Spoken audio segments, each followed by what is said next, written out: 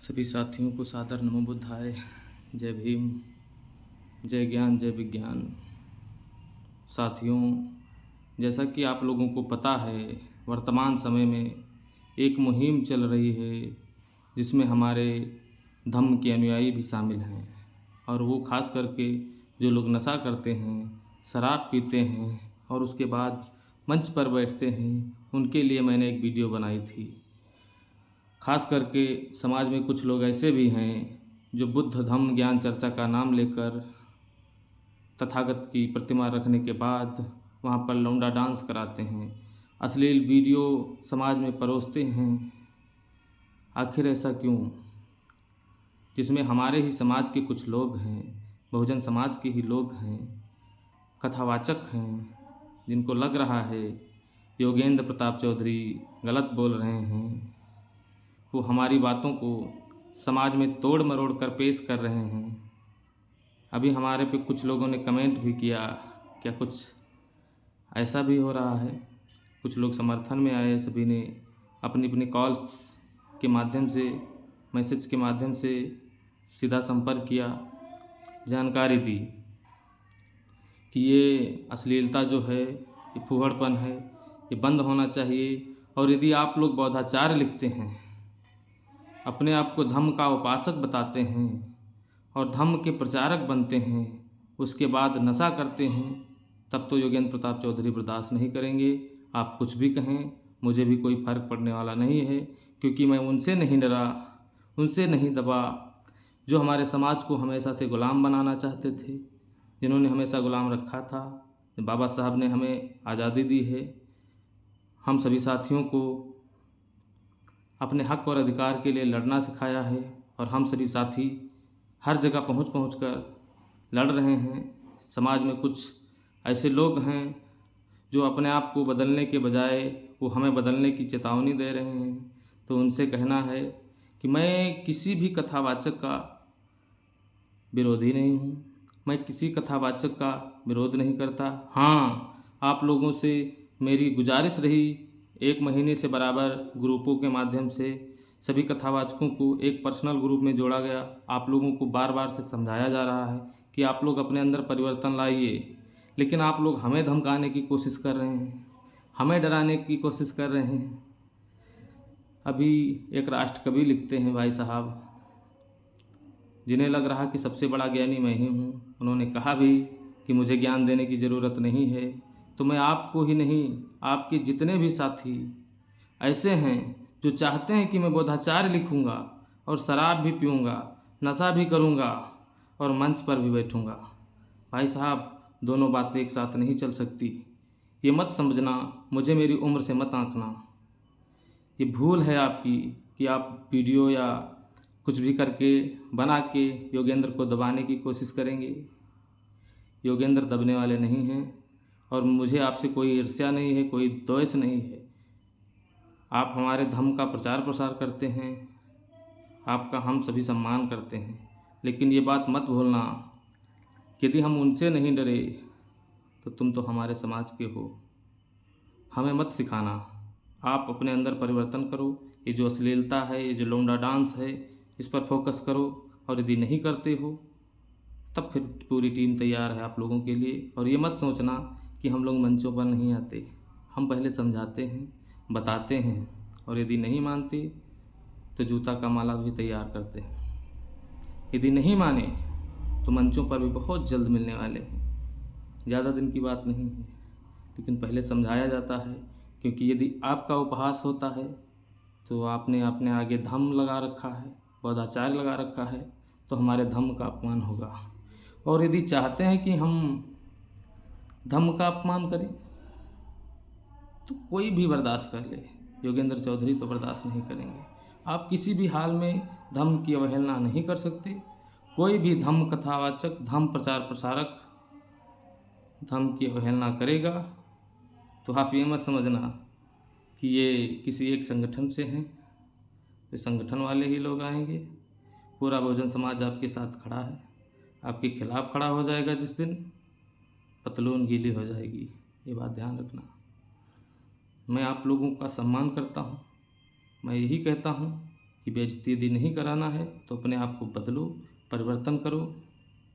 यदि पैसा ही कमाना है लौंडा डांस करके तो इससे अच्छा है कोठा खोल लो, वरना अपने आप को बदल दो।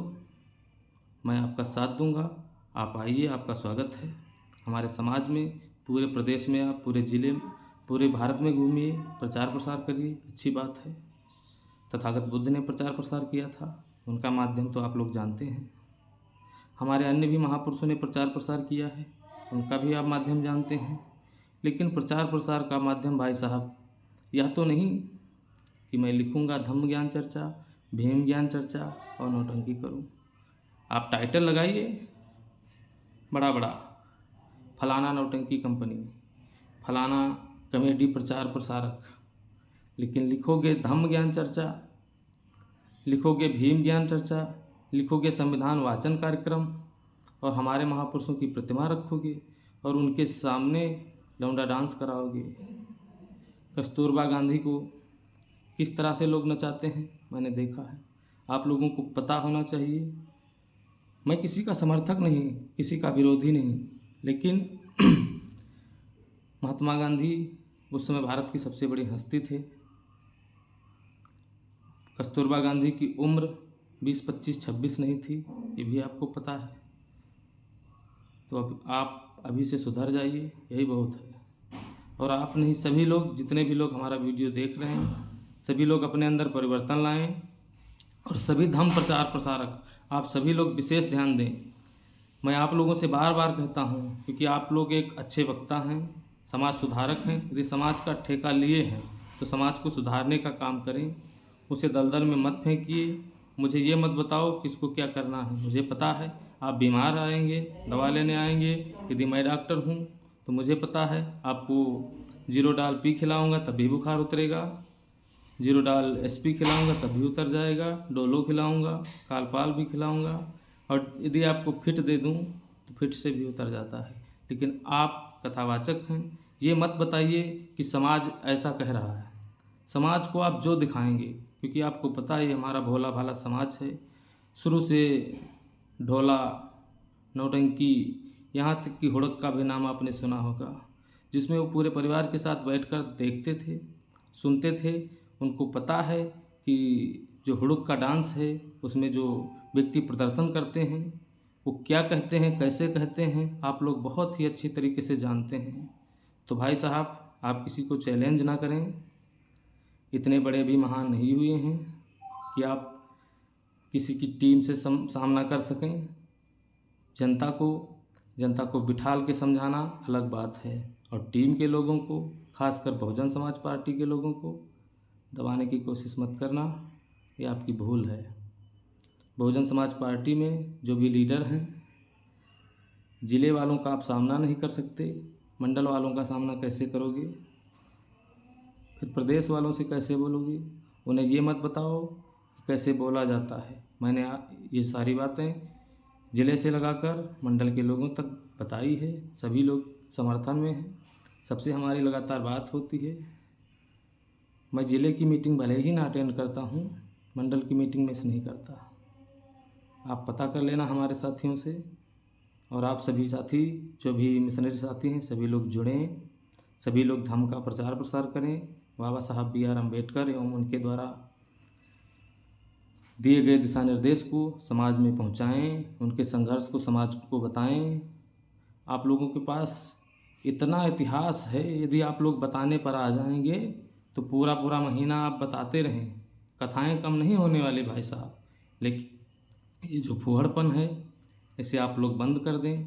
मेरा किसी भी कथावाचक से कोई विरोध नहीं है, कोई द्वेष नहीं, कोई ईर्ष्या नहीं, सभी हमारे भाई हैं, सभी धम्म के अनुयायी हैं। लेकिन मित्रवर, एक बात याद रखना, यदि चाहते हैं कि मैं धम्म का प्रचार प्रसार करूं, धम्म को आगे बढ़ाऊं, तो अपने आप में परिवर्तन लाएं। और बौद्धाचार्य लिखना और नशा करना दोनों एक साथ नहीं चलेंगे, इस बात को गौर करना। और मैं बार बार कहता हूं, मुझे धमकाने की कोशिश मत करो, अपने आप में सुधार करो, अपने आप में परिवर्तन करो। मुझे सुधरना नहीं है। और भी बोले थे, तो एक बात याद रखना, यदि मुझे कथावाचकी करनी होती भाई साहब तो मेरे घर में पता कर लेना, बड़े भाई जो हमारे हैं, वो ढोलक मंजीरा हारमोनिया सब बजा लेते हैं, उनका गला भी चलता है। लेकिन ऐसा कुछ नहीं है, मुझे कथावाचकी नहीं करनी, मुझे किसी का सहारा नहीं लेना, मैं खुद ही अपने आप में सक्षम हूँ। हमारे साथियों ने मुझे इतना प्रेरित किया है, चाहे वो जिस भी संगठन के लोग रहे हों, सभी ने ऑलरेडी हमें जो शिक्षा दी है वो ऐसी शिक्षा नहीं है किसी से द्वेष किया जाए, किसी से दुर्व्यवहार किया जाए।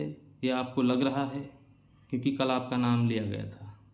नाम इसीलिए लिया गया कि आपके साथ साथ कुछ और भी कथावाचक हैं।